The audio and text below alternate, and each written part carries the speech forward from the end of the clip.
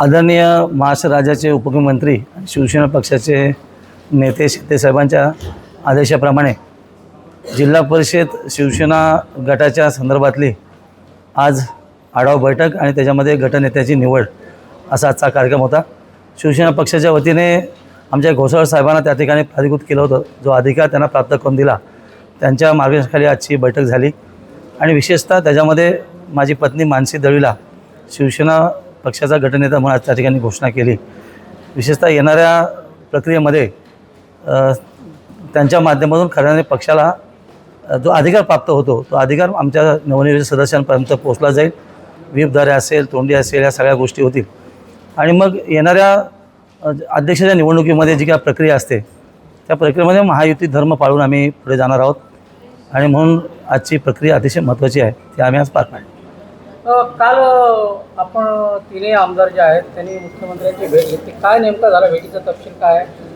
आमचे आदरणीय बरेचसे मंत्री महोदयांच्या मार्गदर्शनाखाली आम्ही मुख्यमंत्री महोदय आणि उपमुख्यमंत्री भेट घेतली आणि त्याच्यामध्ये आम्ही आमचे रायगड जिल्ह्याचे जे संख्याबळ आहे ते आम्ही त्यांच्यासमोर मांडलं आणि एकंदर महाराष्ट्रामध्ये 12 जिल्हा परिषद जे काय निकाल समोर आलेत त्या अनुषंगाने महायुती धर्मपाळून पुढे जायचं आहे असं त्यांनी आदेशित केले आणि मग त्यांच्या आदेशाप्रमाणे मला असं वाटतं की येणाऱ्या प्रक्रियेमध्ये महायुती धर्म पाळून तिन्ही पक्षाचे म्हणजे राष्ट्रवादी असेल, भारतीय जनता पार्टी असेल, शिवसेना असेल त्यांचे वरिष्ठ नेते बसून या संदर्भात योग्य निर्णय घेतील आणि तो निर्णय सगळ्यांना मान्य असला पाहिजे।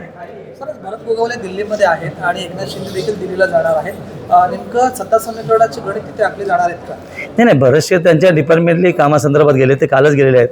मला माहीत नाही आज शिंदेसाहेब जाते गेले, कारण शिंदेसाहेब आत्तापर्यंत घरी इकडेच मुंबईमध्ये होते, मी आज मुंबईमध्ये होतो, तसं काय या संदर्भातली चर्चा कुठे नाही आहे। पण परवा ठरल्याप्रमाणे विधिमंडळामध्ये आम्ही जेव्हा सगळेच एकत्र बसलो तेव्हा सगळ्यांचीच चर्चा सखोल झाली आणि जे काय 12 निकाल महाराष्ट्रामध्ये जिल्हा परिषद आलेत त्या संदर्भात ज्या काय वाटाघाटी असतील किंवा जो काय अधिकार प्राप्त करून दिला जनतेने त्या संदर्भात कुठल्या पक्षाला अध्यक्ष, कोणाला उपाध्यक्ष, समित्या, या सगळ्यांनी त्यांच्या संदर्भात चर्चा झाली आणि मला असं वाटतं येणारी तारीख घोषित झाल्यानंतर त्या संदर्भातला तिन्ही पक्षाचे वरिष्ठ नेते विशेषतः मुख्यमंत्री आणि उपमुख्यमंत्री या संदर्भात योग्य निर्णय घेतील।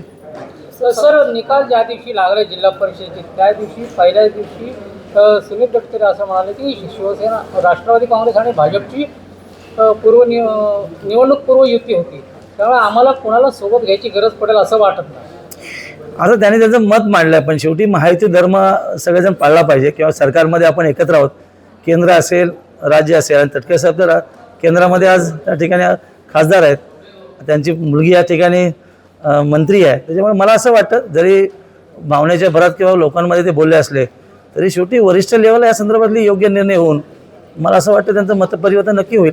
राष्ट्रवादीला देखील आपण सोबत घेणार महायुती धर्माप्रमाणे? नाही, आता सरकारमध्ये एकत्र आहोत त्यामुळे जिल्ह्यामध्ये एकत्र आलंच पाहिजे, का जनतेची सेवा करण्यासाठी जे काय सदस्य निवडून गेलेत त्या पद्धतीने सगळ्यांनीच एकत्र येऊन जनतेची प्रामाणिक सेवा केली पाहिजे। कारण शेवटी येणाऱ्या सगळ्या निवडणुकीमध्ये महायुती धर्मापर्यंत पुढे जायचं असेल तर जिल्हा परिषदेला सगळ्यांनी एकत्र येऊन जनतेची सेवा केली पाहिजे असं सगळ्यांचंच मत आहे। राष्ट्रवादीचा कल सर भाजपसोबत जाण्याचा आहे, कुठेतरी आपल्या पक्षाला बाजूला ठेवण्याचा आहे? ते ना, आता कोणाचा कल कुठे आहे त्याचा आमचाही कल बीजेपीवर जाण्याचा आहे। ह्या सगळ्या गोष्टी राजकारणात होत राहतात आणि सत्तेचं समीकरण ज्या पद्धतीने समोर येईल त्याला सामोरं जात असताना मला असं वाटतं महायुती धर्म सगळेच लोक पाळतील, कारण शेवटी येणाऱ्या ग्रामपंचायत असतील, पुढची येणारी लोकसभा, विधानसभा हे जर सगळं आपण बघितलं तर जिल्हा परिषद हे महत्त्वपूर्ण आहे, त्याच्यामुळे या निवडणूक प्रक्रियेमध्ये महायुती धर्म पाळून नक्की पुढे जाते।